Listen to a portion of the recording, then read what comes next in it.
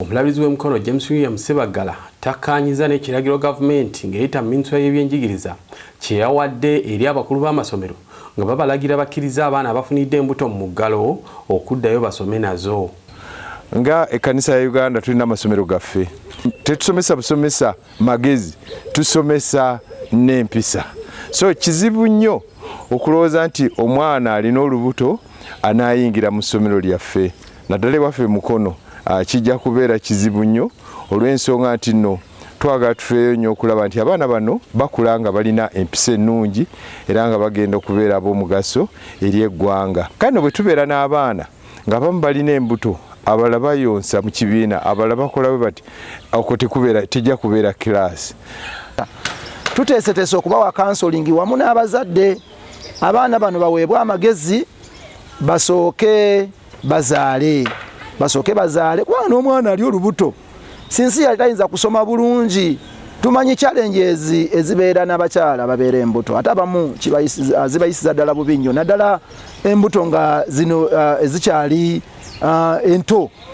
Wesanga nga abamu basindukirirwa emmeeme. Kati ojja kwesanga nga oluusi muli mu kibiina omwana asindukiriddwa emmeeme. Wesanga kakati kiraasi environment agyonoonye. Lesson eyinza n'okoma naawo. Bishop Ssebaggala agambye nti ekyo kikafuwe abo bakusomera mu masomero amalala wabula ssaago agazimbibwa ekkanisa.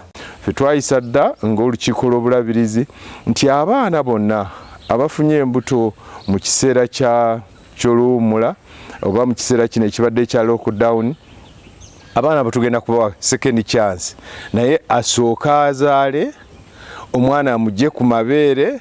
Kakati bw'anaamala okumugya ku mabeere omwana oyo alyoka akomewo asome, ate asome ng'amanyi nti nno alina second chance. Era kyetwagamba nti naye era nga tanaba kuyingira mu ssomero twateekawo, tulinawo ekitongole kye tuyita Students Rehabilitation Center Uganda. Twakwatagana nakyo, kituyamba okwogera n'abaana abo, okuba kansolinga, ate era n'abazadde n'okulaba nga omwana ono bw'addayo akozesa omukisa gwe guno ogwokubiri agukozesa bulungi.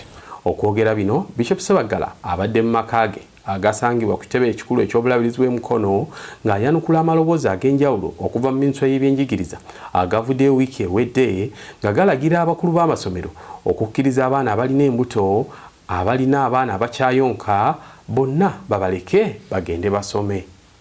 Ono aweze nti singa enaabayo omukulu w'essomero yenna gwe kanaatanda nakkiriza abayizi abali embuto mu masomero g'ekkanisa, oyo eyiye ejja kuba esiridde kuba wakubimusibira ku nnyindo agende mu masomero gavumenti ge yazimba g'abaakulira. Kino sikyogera nga omulabirizi nti nze ng'omuntu nga Ssebaggala, naye lwe lukiiko lw'obulabirizi ekigambo kye lwayisa. Kati abaavudde ku ekyo aba ayawukanye ate ku ndowooza y'obulabirizi bwaffe nga bwe buli.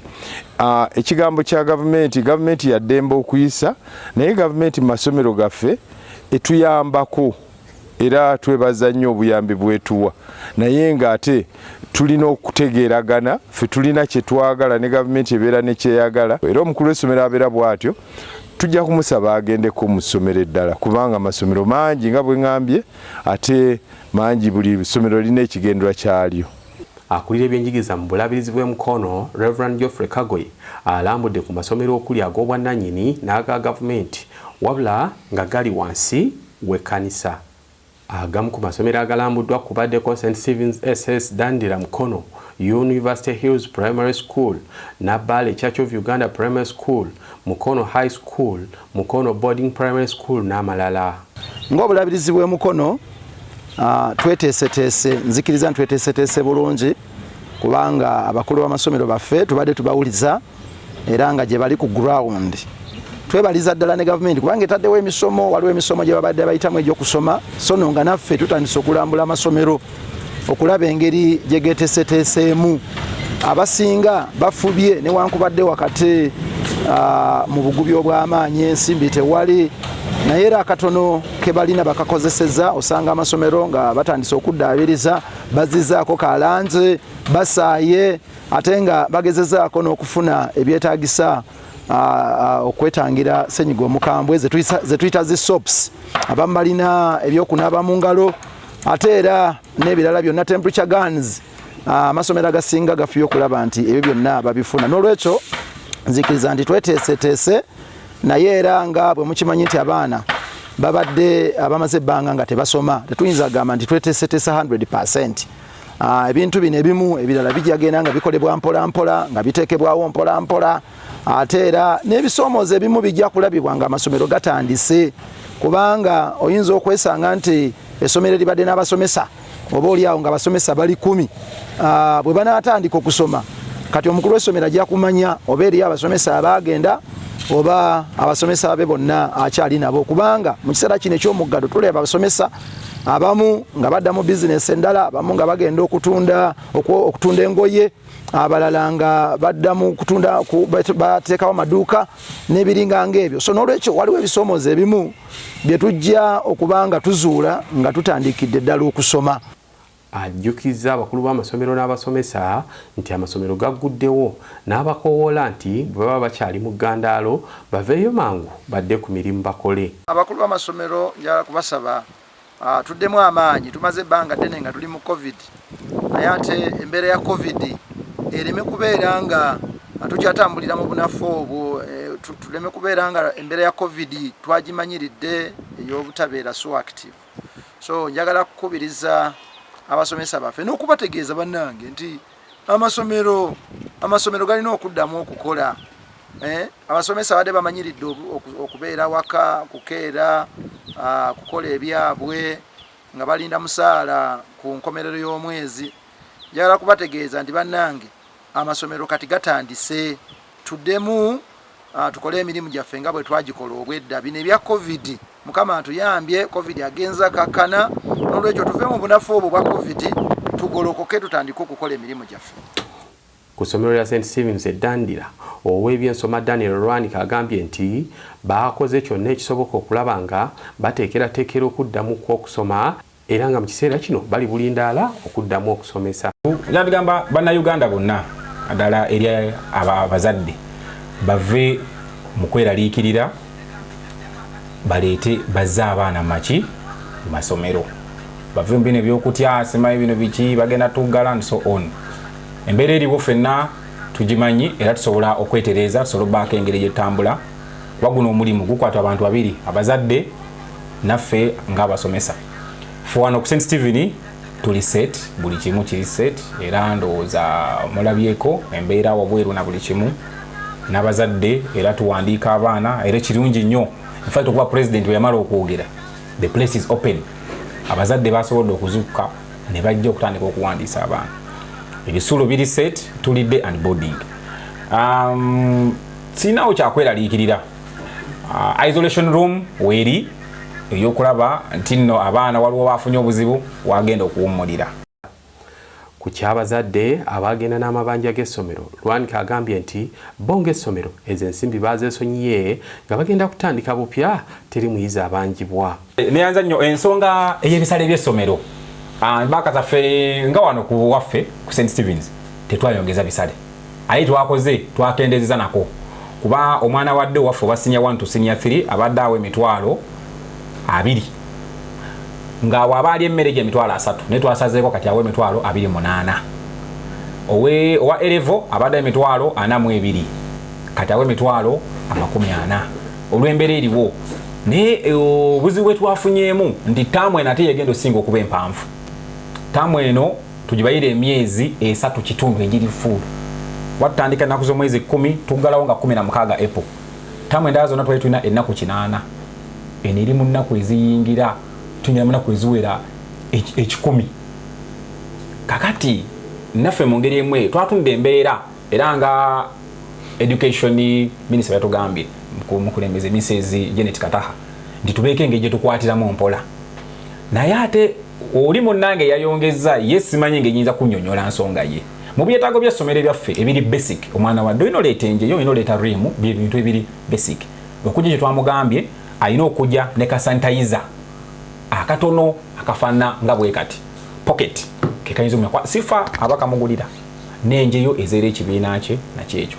Ekirala nsaba bannange ebisale bino abamu babayagala lumu neffe twabagambye mu mirundi egi ebiri ng'atandika leetako makati awo malayo wali twagala abaana bano kudda dda mu kkubo wadda mu kkubo ku boodeko yagenda okuleeta obuki obulwadde. Ate ku ssomero lya Mukono High School ngeno tusanze akulira olukiiko olufuzi olw'essomero Rosette Nabbumba Nayenga ali mu kubangula abasomesa ku biki bye balina okugoberera n'okulaba nga beeteekateeka okukwata obulungi abayizi n'abazadde. Era olunaku lwa leero tusisinkanye abasomesa bonna n'abalala abakozi abali mu ssomero lino okulaba nga tuwanaganya ebirowoozo tukoze tutya ng'abaana bano bazze ate n'abasomesa nabo balina ebizibu ebyabwe si baana bokka. Wabula wadde nga lino ssomero lya kkanisa naye nga ategeezezza ng'omwana okubeera olubuto bwe kitalina buzibu kuba buno si bulwadde bwa lukonvuba n'ategeeza nti beetegefu okubasomesa ne bayizi bannaabwe. Abaana nabo tujja bakkiriza bajje basome ng'abalala era ebirowoozo tubadde tukyawaniziganya nti tunaabalabirira tutya kuba bannange badde balina ebibuuzo nga nabo babuuza nti abaana bano senga atuuka mu kuzaala nga ssaawa 4 abadde mu kiraasi tulina ka ambulensi akamwanguyaako osanga kati ku ssaawa eno tekaliiwo naye kiba kitegeeza nti tulina okuba n'enkolagana n'amalwaliro agasobola okutwanguyiza services ze twetaaga okulabirira abaana bano. Ekifo mwe banaawumuliranga nakyo tugenda kiteekateeka kuba tukimanyi nti omuntu yenna nga ali mu kweteekateeka mu kuzaala ajja kwetaaga oluusi okuwummulako naye ate era tujja kwetaaga okusomesa abasomesa baffe n'abantu abalala abaana ab'ekika kino tubalabirira tutya kubanga nabo babadde tebakifunangako.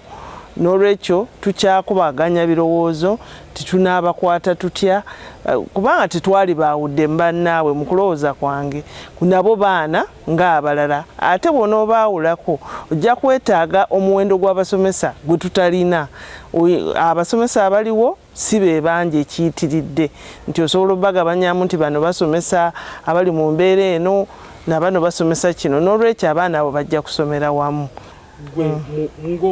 ng'omuzadde ate ng'omukyala n'embeera abakyala b'embuto ze bayitamu olowooza kyandibadde kirungi okugatta abaana bano mu kirasi y'emu n'abato abatannayonooneka?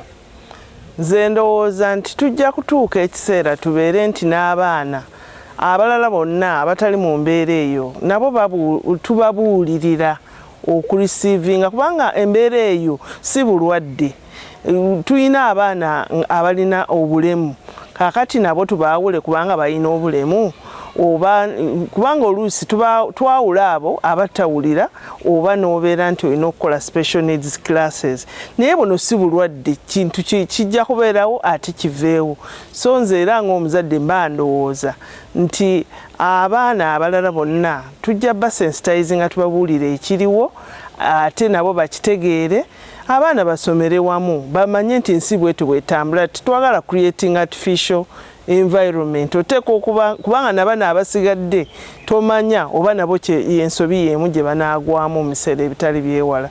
Si bulwadde ate si kyakive nti abaana bano bakweke bo basomere walala kubanga n'ebibiina kakati bw'obanga buli kiraasi oyinamu nga 2-3 ebibiina tetugenda kuzimba bipya nti tugambe bo tubaawulemu tubateeke wano. Tetugenda kurukurutinga batiicha kugenda mu mawulire gamba nti bannanga abanasomesa abali embuto mujje kubanga neyo qualification teriyo. N'olwekyo tujja bateeka wamu bonna bajja baana era bonna bajja kusobola okusoma nga bulijjo. Omukulu w'essomero lino Frederick Mbazira Kawumi agambye nti beeteeseteese bulungi okutandika okusomesa ng'era bazze basinkana abazadde n'abasomesa enfunda ez'enjawulo. Kankozesa omusa guno nga tweteeseteese bulungi ate nkiquantifying tutya sofa twakasinkana n'abazadde baffe emirundi 2 classes 4 tumaze tubasinkanye ne twogera ku bitusoomooza ne tukkiriziganya ku ngeri gye tugenda okutambulamu kugulawo essomero. Abasomesa nabo twakafuna enteekateeka enkiiko zaffe 2 olwasooka luli administrative oluzeeko tubadde mu preparedness social cycle support era lutambula bulungi mutusanzeemu kaakati nga tweteekateeka twogera ku bitusoomozezza biki bye tugenda okusinkana era tutambudde bulungi nzowooza nti awo tweteeseteese. Essomero nga bwe muliraba tetulina ffe buzibu, ebibiina webiri tubiteeseteese bulungi, tubirabiridde bulungi mu muggalo gwonna. Noze mbiraba si bya tetulimu tebatubalira mu abo ebyazika byaffe tebyazika kubanga abazikozi baffe aba compound n'aba security badde babeera wano nga babirabirira ate naffe ne tukozesa omukisa ogwo okutuukirira ku b'emikwano wano ne wali n'akasente akatono ke tulina ne tutereeza wali wetaawa okutereeza. N'olwekyo tweteeseteese bulungi. Ku kyabayizi abali embuto okubasomesa, Bazira agambye nti bakkaanyiza okulaba nga bakola ku muyizi oyo anajja n'olubuto okusinziira mu mbeera gy'anaabajjiddemu. Twakkirizganyiza n'abazadde baffe kubeera babyogeddeko ku bibasoomooza ne bagamba ensonga tukwate buli emu nga bwezze kubanga bw'omanya essomero lino lya kkanisa, ekkanisa yenanyini lyo erina pozishoni yaayo ku bigambo ebyo eby'embuto. Naye ate Ministry of Education, gavumenti ng'eyita Ministry of Education nayo stakeholder w'amaanyi. Kakati abazadde ne bagamba mukulu w'essomero keesi ezo si nnyingi, bwe zinajja tujja kuzituulamu tuzikwate nga bwe zikoze ki, tulabewo ekisinga okukola ki, okubalansingira, tuleme buli side kuginyigiriza. N'olwekyo those cases are going to be handled on a case by case basis. Abazadde nga bwe yamala okuzaala mbeera mukulu wa ssomero mulagajjavu nnyo okutandika okumunonooza kubanga ekisooka azadde kujjaho nga azze na mwana wano ku ssomero naye omwana amulekaka. Akati nze simanyi oba yazaala oba teyakola ki, era saagala kumanya nze kasita tajja na mwana kuba bw'ajja n'omwana okiba kirala obusobozi si bulina. Naye oli bw'aba yazaala omwana we gy'ali eka era n'abasomesa mbagambye nti mujja kundoopera yazaala, mind your business. Kasita tamuleeta muki mu ssomero kuba bw'amuleeta mu ssomero that's when it becomes a challenge. Naye bw'aba tamuleese tebinkwatako. N'abalenzi abamu baawasa kati nze bw'aba tazze na mukyala we kutuula wano ate binkwatirako mukyala we yazze kutuula mu kibiina kasita agoberera programu y'essomero n'amateeka g'essomero, nze sinonooza oba yakola ki oba yawasa. Nze ayingira mu ssomero nga yeeteeseteese okusoma agobera programu gwe nsomesa. So oyo tewali buzibu, it's not a problem. Kwabo abatakinonooza abanakinonooza ebyo byabo. Wabula ye RDC w'e Mukono Fatuma Ndisaba Nabitaka awadde abazadde amagezi abalina abaana abali embuto okunoonya amasomero amalala okuva ku g'ekkanisa aganabakkiriza nga bwe bali. Ate tumanyi nti abaana baffe abamu bafuna obuzibu mu bbanga ery'emyaka 2 ne babeera nga bafunye obuzibu obw'okuzaala oba obw'okubanga bafunye embuto. Kulaba kwange nga RDC ne Ministry of Education ne gavumenti ya wakati tugamba nti abaana baffe abawala abafuna embuto ne bazaala baddayo mu ssomero, era tukubiriza abazadde nti abaana abo bali tebanaba kutuuka myaka gya kwesalirawo nti bagenda kuzaala. Naye olw'obuzibu bwe bafuna mu COVID oba oliawo kabasanyizibwa bakadde baabwe, abantu basedduvuto, abantu baffe mu bitundu, abaana abo tubaweeyo omukisa ogwokubiri baddeyo mu masomero baddemu bayigirizibwe ate batuuke ku level oba oliawo entuufu ey'okwesalirawo n'okumaliriza okusoma, tugiyita education cycle. Naye waliwo obuzibu mu masomero gaffe aga Church of Uganda go gagamba nti tebagenda kukkiriza baana abafunye embuto oba abaana abazadde okudda mu classes. Kino kyakusoomooza nti ffenna tuliwo kugonjoola nsobi, tetuliwo kusalira bantu misango. Twandibadde tutunula nnyo n'eriisa ejjogi ne tuteekawo enteekateeka ennuŋŋamu ne tugamba nti abaana balekenga abaana baabwe awaka bajje mu classes nga tebalina baana. Abaana abalina embuto basooke bamaliriza okuzaala embuto zaabwe, tuleme kubatuuza ate mu classes n'abaana ate abatannaba kufuna mbuto. kwegamba tekinyuma era okuddira omwana ali olubuto okumuleeta okutula ne banna abatalina mbuto tuba tulina indiscipline gye tugenda tusiga naye senga omwana oyo aba amaze okuzaala omwana we nga mukadde we asobola okulabirira omwana we awaka ate tewali nsonga yonna lwaki omusomesa ogamba nti omwana oyo tajja kuzibwa mu class kusoma naye bwe kiba nga kigaanidde ddala ng'abamasomero gaabwe bagaanye tujja kubiriza abazadde okweyunira amasomero aga RC aga public schools tugalina gonna nga ga gavumenti abazadde batwala abaana baabwe mwaga amasomero tujja bakansolinga tujja bagayidinga tujja kubabuulirira tujja kuteekamu nnyo amaanyi nga gavumenti okulaba nga abaana baffe abo abawala tubateekateeka obutaddamu kugwa mu nsobi ezo era future yaabwe oba ebbanga lyabwe ery'omu maaso tubeere nga tuliteekateeka baleme kubanga bagenda kubonaabona kubanga ffenna tukimanyi omwana azaalidde mu kibiina ekyokutaano ekibiina ekyomukaaga nga tamazeeko education cycle obulamu bwe mu maaso tebugenda kubeera bulungi